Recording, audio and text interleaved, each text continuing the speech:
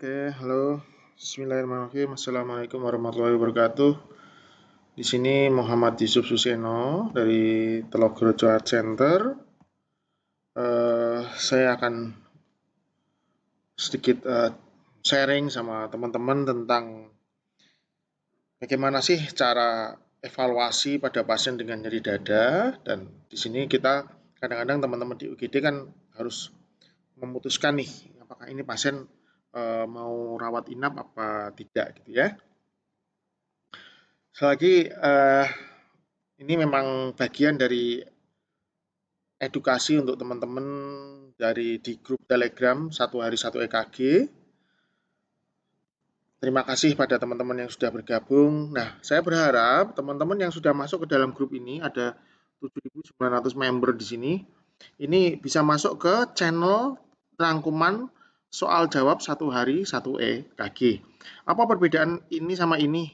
Perbedaannya adalah kalau satu hari satu EKG itu semuanya bisa ngomong, semuanya bisa ngechat, notifikasinya banyak banget. Tapi pada rangkuman itu hanya soal jawab saja dan beberapa pengumuman penting. Caranya masuk rangkuman gimana? Caranya masuk channel gimana? Ya ini lihat teman-teman di atas ada pin message atau pesan tersemat. Nah ini diklik, di situ ada linknya untuk masuk ke channel ringkasan. Oke, so ini adalah soal nomor 29. Seorang laki-laki 55 tahun, perokoknya berat, satu hari satu pak. Sebulan ini setelah mandi selalu dada rasa tidak nyaman. Saat jalan jauh agak sesak. Ya. Tensinya baik dan pemeriksaan lain kesannya normal, dalam batas normal. Pertanyaannya EKG-nya apa, kemudian pasiennya itu ke UGD harus opnam apa enggak. Jika opnam kira-kira terapi di UGD apa gitu. Kalau pulang dikasih apa, sarannya apa itu ya, itu pertanyaan di situ. So kita ini ECG-nya. So pertanyaan pertama kan apakah sih ECG-nya itu? Ya. Oke, so pertama selalu teman-teman ada 7 langkah ya.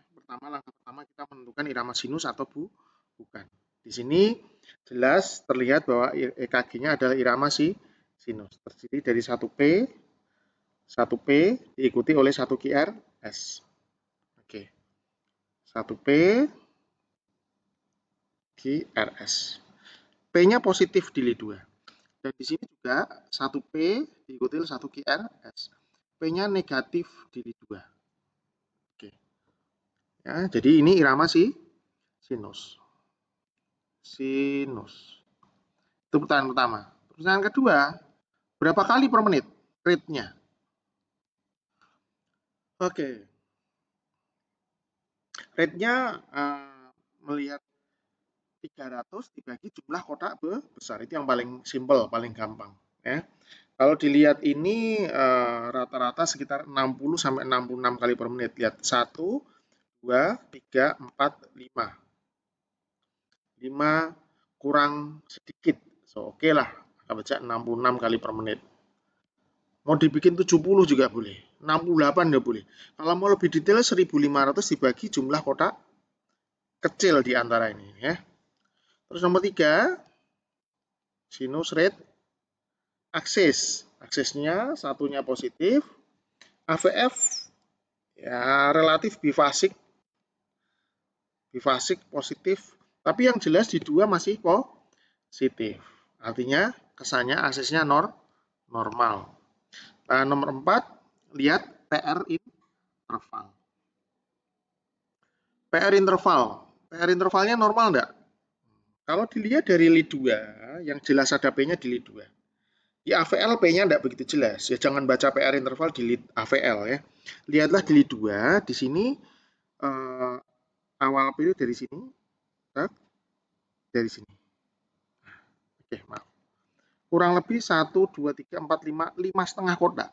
So, agak memanjang sedikit ya. Kita AV block grade 1 kan? Karena PR interval agak memanjang, tetapi 1P selalu diikuti oleh 1 GRS. 1P, 1 GRS, 1P, 1 GRS ya. Oke. Langkah kelima adalah melihat GRS lebar. GRS lebar yang kita lihat terutama di V1 sama V6. V6 temennya apa? AVL. Sebenarnya kalau lihat teman-teman lihat di sini aja udah kelihatannya ada white S ya. Tapi kita lihat ini di lead V1. Jelas di level 1 ini ada GRS lebar yang ke atas. Di V2 kelihatan banget ada RSR aksen. RSR aksen. Oke. Ini menunjukkan suatu apa? RBBB. Kan? Ini suatu RBBB. Cuma GRS-nya lebar enggak? Kalau menurut saya, ya, ini lihat teman-teman, dilihat di V2 ada 1, 2, 3 kotak. So, 0,12. 0,12 sudah lebar belum? Udah lebar. Ini berarti RBBB komplit. RBBB komplit. Oke. Ya, RBBB komplit. Pertanyaan berikutnya, nomor 6, kita mau lihat ada hipertrofi apa enggak. Hipertrofi bisa atrium, bisa ventricle. Kita melihat gelombang P di sini memang tidak begitu jelas. Pembesaran atrium tidak bisa kita akses dengan baik. Di sini lead 2-nya, P-nya kelihatannya masih cukup oke lah ya. So, tidak ada pembesaran atrium. Sekarang pembesaran ventricle. Nah, pembesaran ventricle, masalahnya adalah pada RBBB, memang pattern dari RBBB itu akan ada gelombang GRS yang ke atas. Jadi pada RBBB ya kayak gini nih. Ini RBBB. Ini bukan RVH. Bukan. Ini adalah gangguan depolarisasi akibat bundle branch block. Ya. Jadi bukan karena hipertrofi ventricle, tapi karena gangguan listrik karena bundle branch block. Oke. Jadi pada RBBB bisa enggak kita melihat RVH? Masih mungkin, tetapi pada RBBB yang biasa seperti ini itu enggak bisa. Kemudian kita lihat di sini, di V6 oke lah ada white S di sini, kecil di sini. Tapi ini bukan persisten S pada pasien dengan RVH, bukan. Ini karena RBBB-nya. Jadi saya lihat ada teman yang menjawab sebagai RVH. Maaf, itu keliru gitu. Karena gambaran S lebih dari S, R per S lebih dari 1 di sini, ini bukan dari RVH, tetapi dari RBBB-nya. Oke. Kemudian nomor 7, melihat ada koroner apa enggak. Ada beberapa teman yang assess ini sebagai iskemia, yaitu karena ada gambaran T inversi di V1, V2, V3. Jadi gini, pada gangguan bundle branch block, ketika ininya ke atas di sini, ke atas, maka T-nya memang akan ke bawah. Jadi RBBB ya memang, maaf, basa Jawane gawan bayine kuwi ya ngene iki. Jadi ini RSR aksen, T-nya akan ke bawah. Teman-teman boleh baca buku mana aja. Salah satu kriteria dari RBBB adalah adanya RSR aksen di V1, V2 dengan gelombang T inversi di V1, V2. T inversinya ini bukan dari iskemi. Ini suatu gangguan repolarisasi akibat RBBB. Gitu. Ya, tapi bukan iskemia. Sekali lagi ini bukan iskemia. Nah, ini teman-teman lihat lagi. Intinya teman-teman tidak boleh mendiagnosa iskemi anteroseptal gitu ya, iskemi anteroseptal pada pasien dengan RBBB, tidak boleh. Oke, iskemia, saya ngomong iskemia, nggak bisa. Ya. Jadi EKG-nya adalah tadi irama sinus 66 kali per menit, aksis normal, AV blood derajat 1 dengan RBB komplit, titik, selesai. Saya akan tunjukkan pasien RBBB yang mirip, yang kemungkinan besar ini suatu right ventricle hypertrophy, yaitu ini. Teman-teman lihat di sini, ini jelas ada RSR aksen kan, di V1, V2. Oke, ini RSR aksen, RSR aksen. Tapi apa yang membuat ini curiga ke RVH? Satu, aksis. Aksesnya satu negatif. AVF negatif. Aksesnya superior, bro. Nah, superior. Berarti dia condong banget ke arah kanan, bahkan ke atas sana. Yang pertama. Kedua, ya, ini ada RBBB dari R plus S di V1 lebih dari 1, betul? Tapi lihat, ini di V6 S-nya dalam banget. V5 juga Tidak ada sama sekali gelombang R. Tidak ada sama sekali gelombang R. Bedakan dengan ini. Lihat, yang ini di V4, V5, V6 masih ada gelombang R. Tapi kalau di sini tidak ada gelombang R. Jadi betul-betul di sini persisten S. Nah, di sinilah ini bisa disebut RBBB dengan RVH. Itu pun masih tanda tanya kalau menurut saya. Itu satu. Jadi boleh enggak? Boleh. Tapi harus sangat hati-hati. Bagi pemula, saya tidak menganjurkan. Sekali lagi, bagi pemula, saya tidak menganjurkan. Udah RBBB, udah selesai mentok. Kemudian koroner. Mungkin enggak pada pasien RBBB? Mungkin. Tetapi bukan SG-nya, bukan ST depresi, bukan T inversi, tetapi ST elevasi. Nah, contohnya ini adalah ST elevasi. Nah, lihat ini, bentukan ini loh. Tak, tak, tak, tak. Nah, ini ST elevasi. Di sini mungkin tidak terlalu khas, tapi di sini kelas ini khas. Ini ST elevasi. Ini ST elevasi. Nah, ingat, khas kalau ada ST elevasi harus ada resiprokal. Kalau tidak ada resiprokal, mungkin bukan ST elevasi miokard infark. Ini ST elevasi di sini, satu AVL, resiprokalnya di mana? Ya di kebalikannya, T3 AVF. Ini ST depresi. Ini naik ke atas, ini akan turun ke bawah. Oke? Jadi kalau iskemia, tidak boleh. Tapi kalau ST elevasi miokard infark pada pasien dengan RBBB, boleh. Nah, ini white S kan?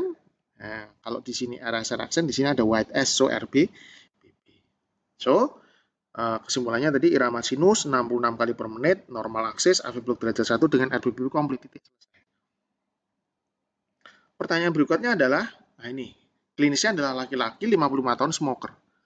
Sudah sebulan ini setelah mandi selalu dada terasa tidak nyaman. Kenapa kok mandi selalu dada tidak nyaman? Pada beberapa pasien, jantung memang demikian. Terutama kalau mandinya misalnya pakai air dingin.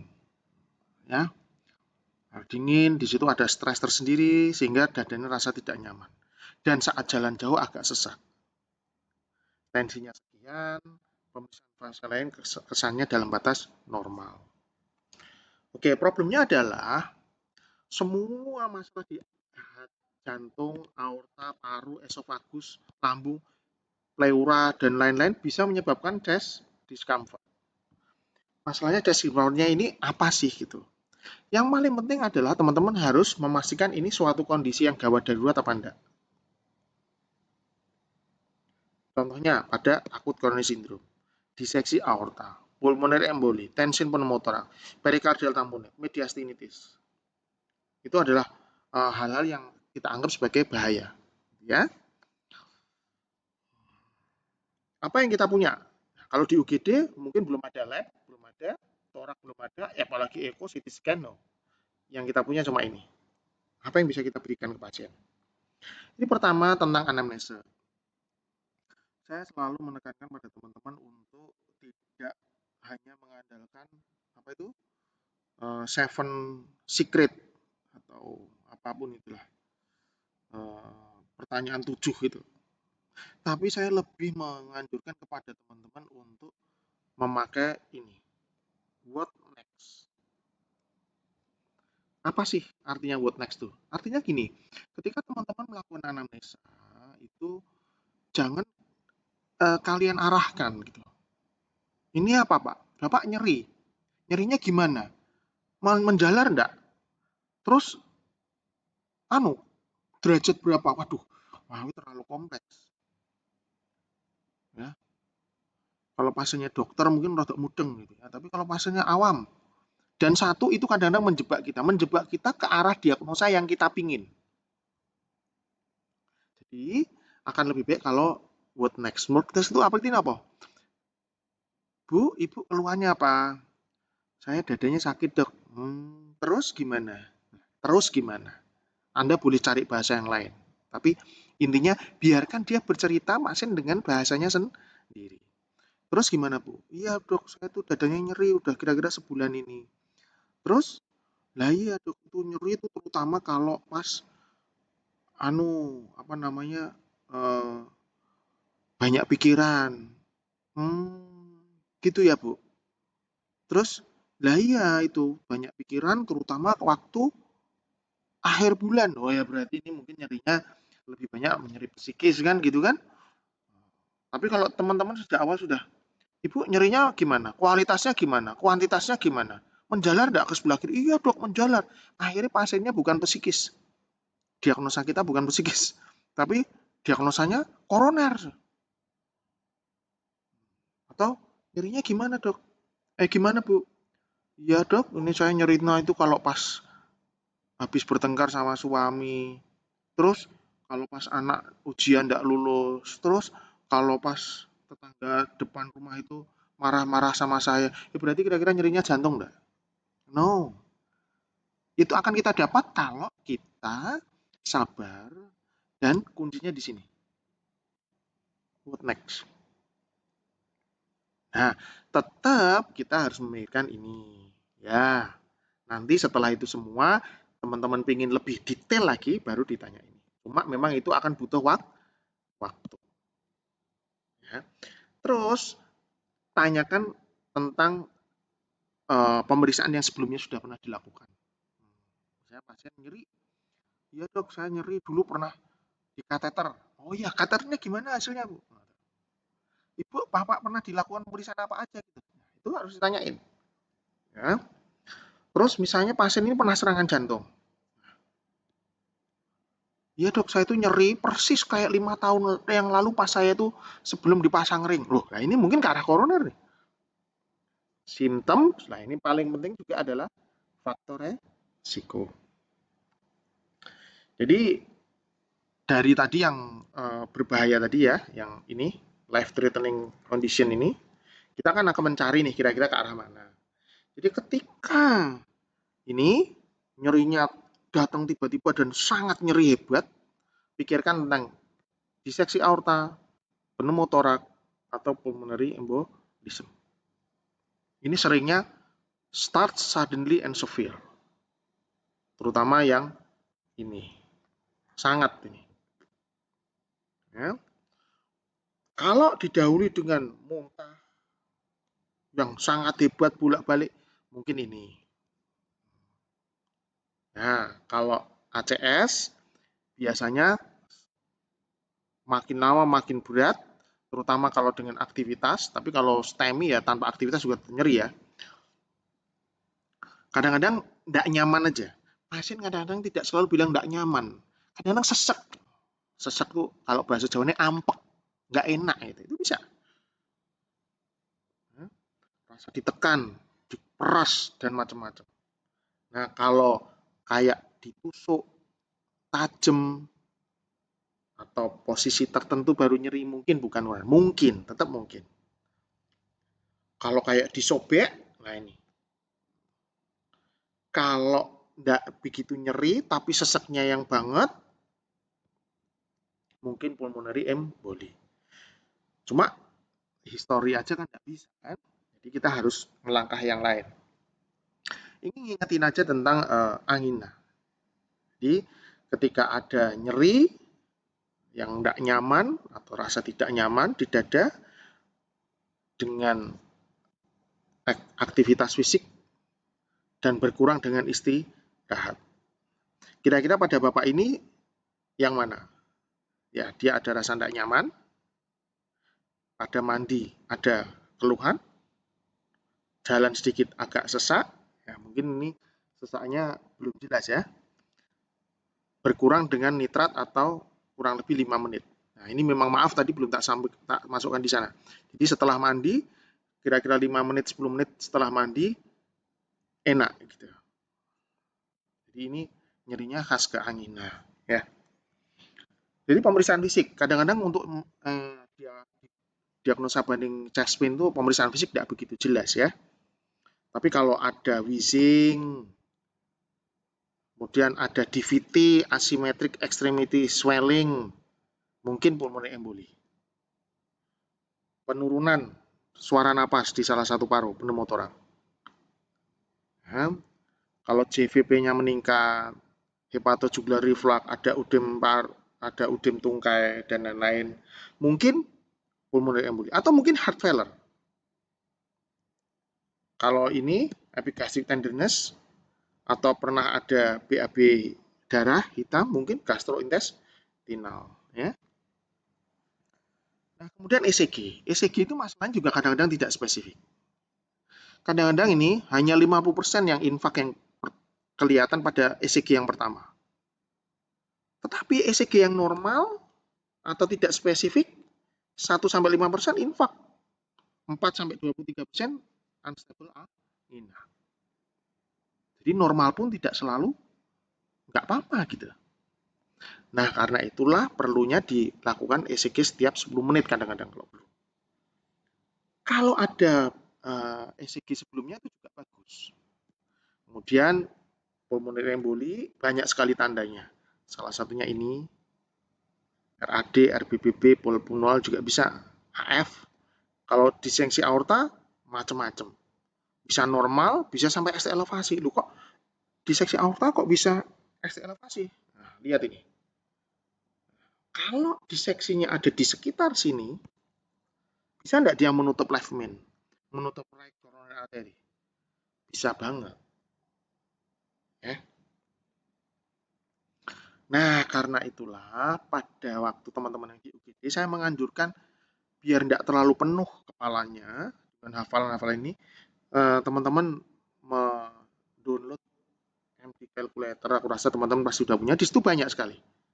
Ini misalnya tentang aortic dissection. Curiga ke sana, ini diisi.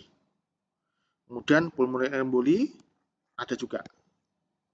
Ya, dari sini kalau curiga ini bisa dicek. Nah, salah satu pada pasien chest pain yang kita kepingin exclude ini kira-kira ke arah koroner apa enggak adalah didasarkan pada jurnal ini tahun 2019 yang akhirnya disebut sebagai HEMAX score. Ini adalah salah satu skor yang paling sederhana tanpa harus troponin dulu. Satu-satunya yang tanpa troponin ini. Yang lainnya selalu pasien chest pain mau exclude dari UGD itu harus dengan troponin. Tapi kalau HEMAX ini tanpa troponin. Dan ini cocok untuk era kita di sini. Di Indonesia yang ya banyak sekali keterbatasan asuransi pemerintah yang mungkin agak repot dan lain-lain ya. Jadi ini di sini HEMAX ini akan sangat membantu menurut saya. Ini menurut saya. Teman-teman boleh tidak setuju, it's okay. Menurut saya. Jadi kesimpulannya adalah mereka kepingin membagi pasien ini menjadi very low risk, pasti bukan. Low risk masih mungkin, tetapi bisa dipikirkan untuk ambulatory environment. Bisa dipulangkan. Tapi harus hati-hati dipulangkan itu ya. Atau yang moderate risk. Moderate risk mungkin perlu evaluasi di emergency room, atau kalau di kita, kalau praktis ya, rawat inap di ruang biasa. Ruang biasa. Kalau high risk, harus di ruang intensif. Jadi ini dibagi menjadi 4 golongan, di mana kalau very low risk, itu resiko untuk terjadi ACS itu kurang lebih 1%. Kalau low risk, tadi very low risk ya. Kalau low risk itu bervariasi antara 3 sampai 7%. Kalau moderate risk itu kurang lebih sekitar paling rendah di sini 17% sampai 21,5%. Kalau high risk itu di atas 50%. Oke. Jadi intinya, oh ini kemungkinan terjadi infak 1% tuh. 1 dari 100 orang. ACS maksud saya. ACS itu unstable angina maksud saya. Mulai dari unstable angina, non-STEMI sama STEMI kan ACS ya. Nah, kalau low risk berarti kurang lebih sekitar 3 sampai 7,7%. Jadi 7,7. Nah, ini adalah HEMAX score. di MD kalkulator ini ya. Oke, ini contoh kita isi usia. Misalnya laki-laki, ada keringat dingin enggak? Enggak ada. ECG-nya akut iskemik enggak? T-inversi yang dalam, ST depresi. Enggak ada, misalnya. Pain radiating to the right arm or shoulder. Aneh kan? Mungkin teman-teman yang baru, kok enggak ke kiri sih dok? Kok malah ke kanan? Ya ini ada alasannya gitu ya. Ya ini memang perbedaan antara pemikiran kita dengan evidence base. Ya. Jadi dokter itu punya 3 pedang. Satu, evidence base kita harus baca. 2, kita harus ngerti patofisiologi. Ketiga, ya teman-teman kan punya pengalaman. Kalau belum punya pengalaman, ya tanya lah, gitu. Konsul. Ya. Oke, jadi ini evidence base dari beberapa, tidak cuma ini sebenarnya sih, tapi ini yang paling jelas nih, yang saya ada di sini, bahwa intinya dari review studi yang dipublikasi banyak ini, bahwa intinya bahwa faktor yang paling reliable untuk memprediksi akut MI adalah nyeri yang dijalarkan ke lengan kanan atau bahu kanan dengan spesifitas hampir 94%. Ya. Lihat kanan positif, likelihood rasionya 4,7. Kalau kiri hanya 2,3. Jadi kanan. Karena ini berdasarkan dari evidence base. Nah, pertanyaannya pasien tadi tuh, usia 50 tahun, perokok, sudah sebulan, ini setelah mandi selalu dada, tidak nyaman, saat jalan jauh agak sesak. Kira-kira opnam enggak pasien ini? Ingat, pemeriksaan fisik lain kesan dalam batas normal. Jadi dari sini aja, sekarang dari anamnesa, ini mengarah ke aortic dissection atau pulmonary embolism enggak? Aku rasa enggak. Kemungkinan kita hanya kira-kira ada koroner apa enggak. So, apa yang kita pakai? Bukan aortic dissection score, bukan tadi well score, bukan. Tapi yang sederhana adalah HEMAC score.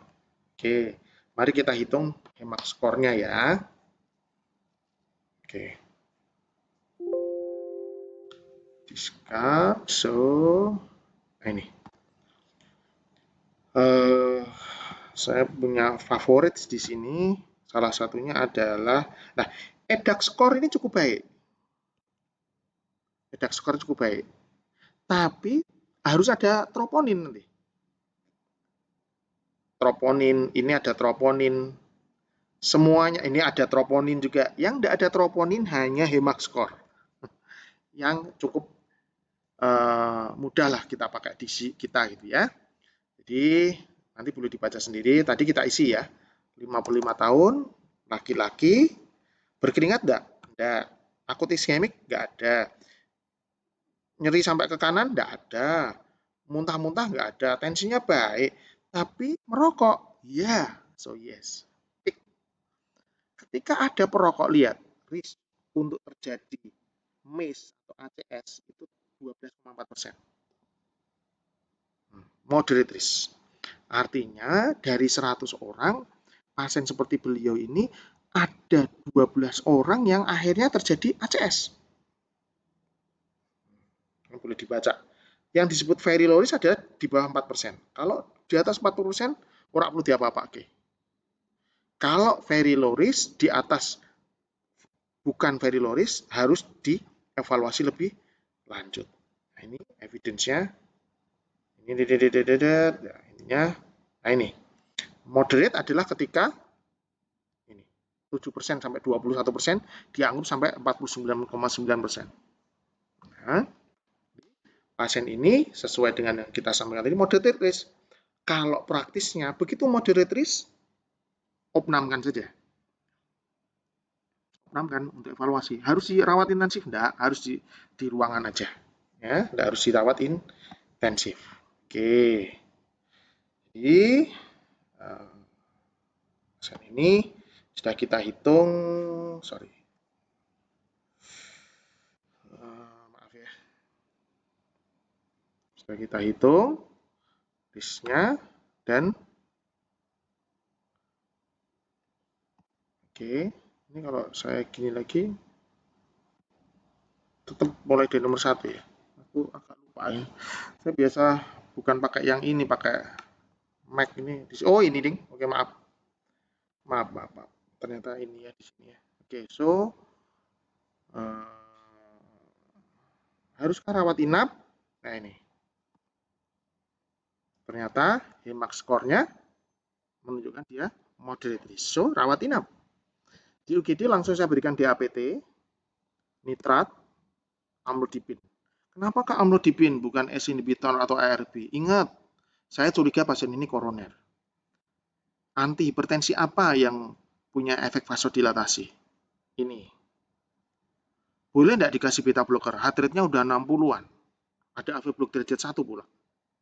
Boleh nggak dikasih diltiazem? Ya janganlah ya.